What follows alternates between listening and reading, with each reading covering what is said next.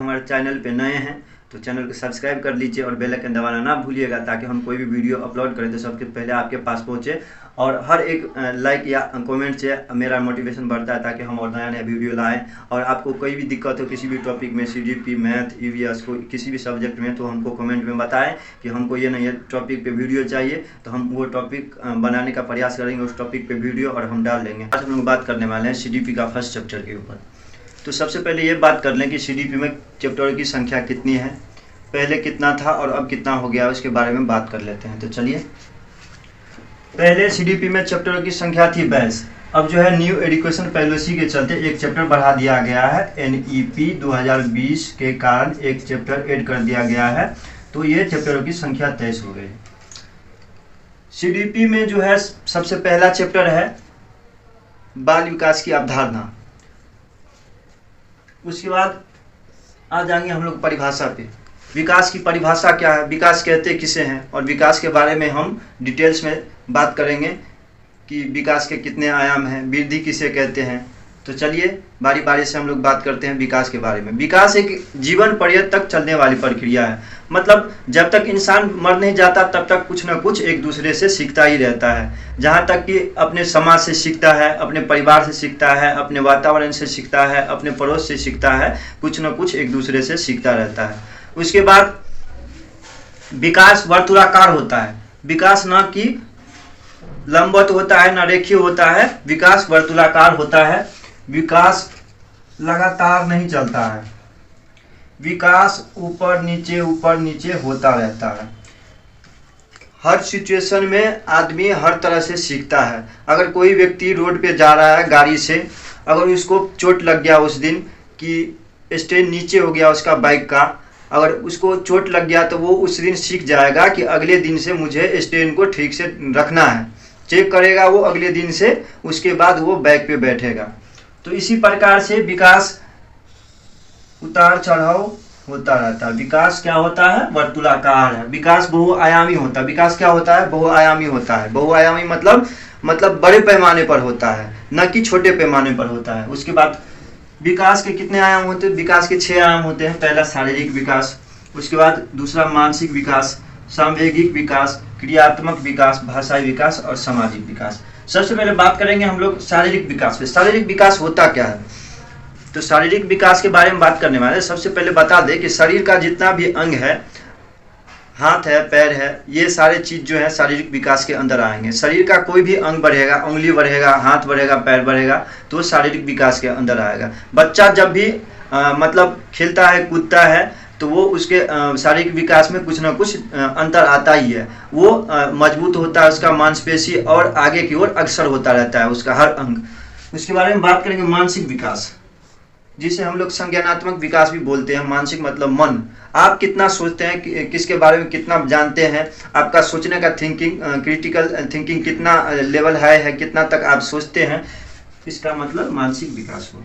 सांवेगिक विकास, सांवेगिक विकास मतलब होता है हाव भाव। इंसान का हाव भाव क्या है, आप किस स्थिति में किस अनुसार सोचते हैं, आपका चेहरा का रिएक्शन क्या है। जैसे कोई दुखी होता है, कोई बच्चा खुश होता है, तो वो इस स्थिति में वो अपना रिएक्शन दिखाता है कि हाँ अभी हम खुश हैं, अभी हम दुखी हैं, तो वो सांवेगिक विकास के अंदर आता है। उसके बाद क्रियात्मक विकास, जब भी हम कुछ खेलते कूदते हैं, काम करते हैं, तो वो क्रियात्मक विकास के अंदर। अब हम बात करेंगे भाषाई विकास पर। भाषाई विकास का मतलब ये हुआ कि जब बालक अपने मन के बातों को और भावों को दूसरे के सामने प्रकट करता है और दूसरे के मन के भावों और विचारों को अपने अंदर समाहित कर लेता है, जान पाता है कि ये व्यक्ति, सामने वाला व्यक्ति क्या बोल रहा है और हम क्या बोल रहे हैं, तो उसी को भाषाई विकास बोलते हैं। भाषा का विकास जो है लगभग जब बच्चा जन्म लेता है तभी प्रारंभ नहीं हो जाता, बल्कि 6 मंथ के बाद ही बच्चा कुछ न कुछ शब्द बोलना स्टार्ट कर देता है। जैसे माँ, दादा, नाना, काका, ये सब बोलना स्टार्ट कर देता है। उसके बाद जब बच्चा 3 साल के बाद कुछ न कुछ शब्द, वाक्य, छोटा छोटा वाक्य बोलना प्रारंभ कर देता है। उसके बाद बात करेंगे सामाजिक विकास पर। सामाजिक विकास क्या होता है, सबसे पहले प्राथमिक समाजीकरण में आ जाएगा परिवार, द्वितीय समाजीकरण में आ जाएगा आपका समाज, तो समाज में जब बच्चा परिवार के बाद समाज में जब बच्चा जाता है, समाज के माहौल में जाता है, तो सबसे पहले क्या होता है, वहाँ का कल्चर देखता है। उसके बाद वहाँ का बोलचाल का भाषा क्या है, समाज में क्या बोला जाता है, वहाँ पे कौन सा भाषा बोला जाता है, वहाँ का कल्चर क्या है, उसके बारे में बच्चा देखता है, सुनता है, और धीरे धीरे वो बच्चा अपने आप को समाज के अनुकूल ढालना प्रारंभ कर देता है। उसके बाद बात करने वाले हम लोग वृद्धि पे। वृद्धि क्या है, वृद्धि किसे कहते हैं? वृद्धि का अर्थ होता है शारीरिक संरचना का विकास। वृद्धि का क्या अर्थ होता है? शारीरिक संरचना का विकास। उसके बाद शारीरिक संरचना मतलब वृद्धि का मतलब हुआ हमारे शरीर का अंग है, जैसे हाथ है, पैर है, वो जब बढ़ेगा तो वो वृद्धि के अंतर्गत आएगा। हाथ पैर हुआ, लंबाई हुआ, भार हुआ, मोटाई हुआ, ये सब क्या होगा? वृद्धि के अंतर्गत आएगा। वृद्धि क्या है? विकास का एक छोटा सा भाग है। वृद्धि क्या है? एक विकास का छोटा सा भाग है। अब चलते हैं वृद्धि और विकास के बारे में जानेंगे कि वृद्धि और विकास में क्या अंतर है, इसके बारे में हम लोग जान लेते हैं। अब हम बात करेंगे किस पर? तो वृद्धि और विकास पर। वृद्धि और विकास में क्या अंतर है उस पर हम लोग बात करने वाले हैं। वृद्धि केवल मात्रात्मक या परिमाणात्मक होता है। वृद्धि केवल क्या होता है? मात्रात्मक या परिमाणात्मक। उसके बाद विकास क्या हो जाता है? विकास होता है मात्रात्मक, परिमाणात्मक एवं गुणात्मक तीनों होता है। विकास क्या हो जाता है? मात्रात्मक, गुणात्मक और परिमाणात्मक तीनों हो जाता है। उसके बाद वृद्धि विकास की प्रक्रिया का एक चरण होता है, इसका क्षेत्र सीमित होता है। वृद्धि क्या होता है? विकास की प्रक्रिया का एक चरण होता है, इसका एक सीमित भाग होता है, सीमित अंग होता है। उसके बाद विकास अपने आप में विस्तृत अर्थ रखता है। क्या रखता है? विकास अपने आप में एक विस्तृत अर्थ रखता है। वृद्धि इसका एक भाग होती है। क्या होती है? वृद्धि इसका एक भाग होती है। उसके बाद बात करने वाले हैं तीसरा पॉइंट पे। तीसरा पॉइंट में है वृद्धि की प्रक्रिया वृद्धि की क्रिया जीवन भर नहीं चलती, बालक के परिपक्व होने के साथ ही रुक जाती है।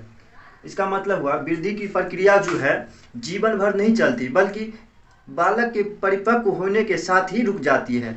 मतलब वृद्धि कुछ न कुछ समय के बाद रुक जाती है और विकास जीवन पर्यंत तक चलती रहती है, लगातार चलती रहती है।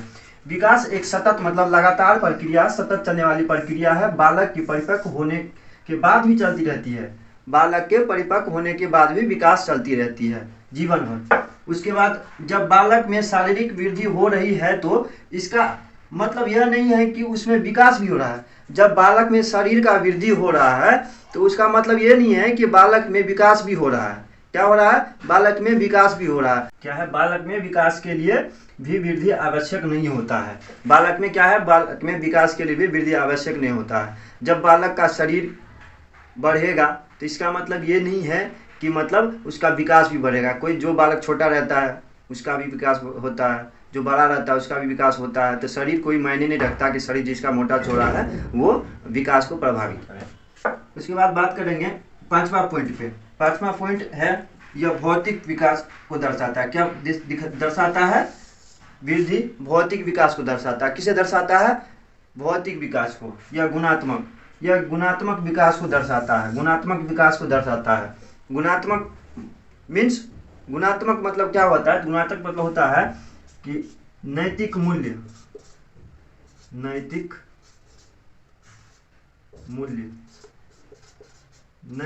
को दर्शाता है। नैतिक मूल्य मतलब ईमानदारी, परोपकारी, ये सब आएगा नैतिक मूल्य के अंदर।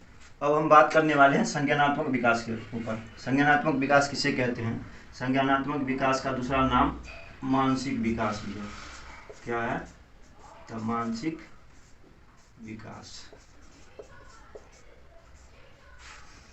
जब कोई बच्चा कल्पना करता है, स्मरण करता है, याद करता है और उसके बाद जब नैतिक तर्क करना स्टार्ट कर देता है और निर्णय लेना जब स्टार्ट कर देता है तो वो किसके अंतर्गत आएगा? संज्ञानात्मक विकास के अंतर्गत आएगा। रखता है, वो सोचता है कि क्या लेना है क्या नहीं लेना है। जब बच्चा किशोरावस्था के स्टेज में चला जाता है तब बच्चे के अंदर क्या हो जाता है? मतलब संज्ञानात्मक विकास परिपक्व हो जाता है।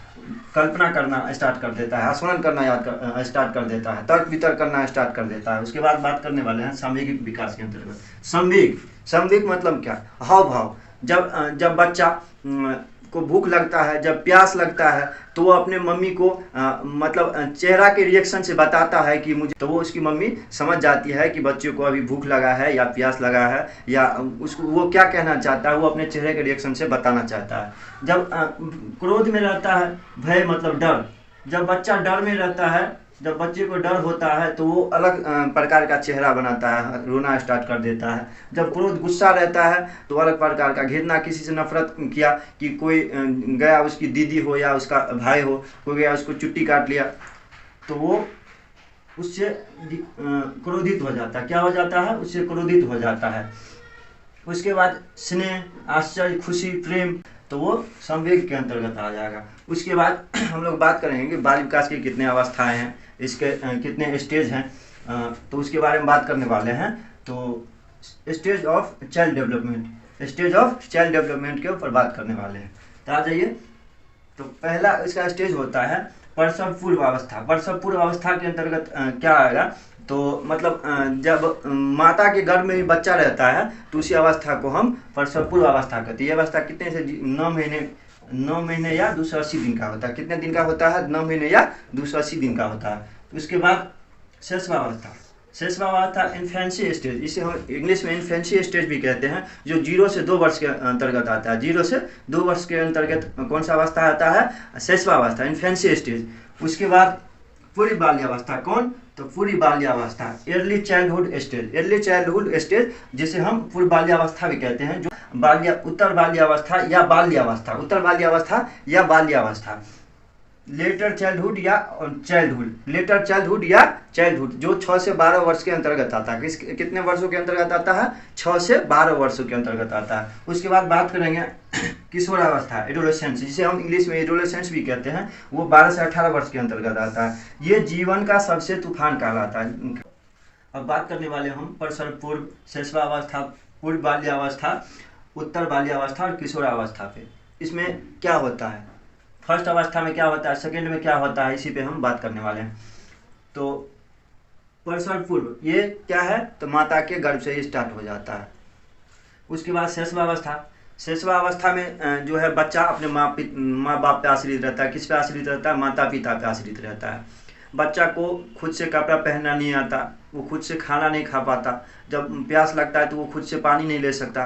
जब उसको प्यास लगता है, भूख लगता है, कोई दिक्कत होती है तो वो इशारों में रोकर या चिल्लाकर या बोलकर, छोटा मोटा शब्द बोलकर वो क्या करता है तो बताता है मम्मी को। और मम्मी जो है प्राथमिक समाजीकरण का फर्स्ट अंग मानी जाती है। किसका? प्राथमिक समाजीकरण का फर्स्ट अंग मानी जाती है। कौन? मम्मी, माता। तो वो उसको हेल्प करती है, मदद करती है, और वो बच्चा उसी पे आश्रित रहता है, माता पिता पे ही। उसके बाद आ जाएंगे पूर्व बाल्यावस्था। किस पे? तो पूर्व बाल्यावस्था पे। किस पे आ जाएंगे? पूर्व अर्ली चाइल्डहुड स्टेज पे, ये जो 2 से 6 वर्ष का होता है। कितने वर्ष का होता है? जो 2 से 6 वर्ष के अंतर्गत आता है। तो उसमें क्या होता है? तो बच्चा जो है अनुकरण करना प्रारंभ कर देता है। अनुकरण मतलब दूसरे कोई व्यक्ति को देखता है जो कर रहा होता है तो वो भी बच्चा करना स्टार्ट कर देता है। अगर उसके दादाजी कुछ कर रहे हैं घर का काम, तो वो भी बच्चा देखेगा कि मेरे दादाजी क्या कर रहा है, तो वो भी बच्चा करना स्टार्ट कर देता है। मतलब अनुकरण करके सीखता है। अनुकरण मीन्स सीखना होता है। अनुकरण मीन्स क्या होता है? अनुकरण मीन्स सीखना होता है। अनुकरण मीन्स सीखना। जब कोई भी व्यक्ति घर का हो या बाहर का हो, जब बाहरी व्यक्ति भी आता है तो मतलब वो क्या करता है, तब बच्चा जब देखता है उसको तो वो धीरे धीरे उसका नकल करना स्टार्ट कर देता है, अनुकरण करना स्टार्ट कर देता है और बच्चा सीखना प्रारंभ कर देता है। वो किसके अंतर्गत आता है? पूर्व बाल्यावस्था के अंतर्गत। उत्तर बाल्यावस्था के अंतर्गत चिड़चिड़ेपन का भाव होता है। बालक में क्या होता है? चिड़चिड़ेपन का भाव होता है। वो हम जो बोलेंगे वही सही होगा, मतलब किसी से सीधे में बात ना करना। जब कोई घर के बाहरी रिश्तेदार आए तो मतलब बोलेंगे कि बेटा जाके पैर छू लो, तब छुएगा। चिड़चिड़ेपन का भाव उसके अंतर्गत आता है। वो जो है ज़्यादा खेलना, जो है अपने दोस्तों के साथ ज़्यादा खेलना मतलब पसंद करता है इस अवस्था के अंतर्गत। उसके बाद बात करेंगे किशोरावस्था के अंतर्गत, जो 12 से 18 वर्ष का है, जिसे एडोलेसेंस भी बोलते हैं। ये अवस्था जीवन का सबसे तूफान काल अवस्था माना जाता है। क्या माना जाता है? जीवन का सबसे तूफान काल अवस्था माना जाता है। इसमें जो है बालकों में शरीर में परिपक्वता आना स्टार्ट हो जाता है, मैच्योर हो जाता है एकदम। और उसके बाद शारीरिक गठन भी मतलब बढ़िया बढ़िया हो जाता है। उसके बाद जो है ये मूंछ दाढ़ी सभी इसी अवस्था में निकलना प्रारंभ हो जाता है।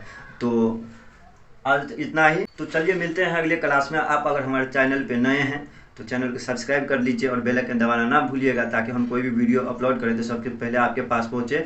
और हर एक लाइक या कमेंट से मेरा मोटिवेशन बढ़ता है, ताकि हम और नया नया वीडियो लाएं। और आपको कोई भी दिक्कत हो किसी भी टॉपिक में, CGP, मैथ, EVS को किसी भी सब्जेक्ट में, तो हमको कमेंट में बताएं कि हमको ये नहीं टॉपिक पे वीडियो चाहिए, तो हम वो टॉपिक बनाने का प्रयास करेंगे, उस टॉपिक पे वीडियो और हम डाल देंगे। अगर हमारे चैनल पे नए हैं तो चैनल को सब्सक्राइब कर लीजिए। अब मिलते हैं, तब तक के लिए बाय। जय हिंद, वंदे मातरम दोस्तों।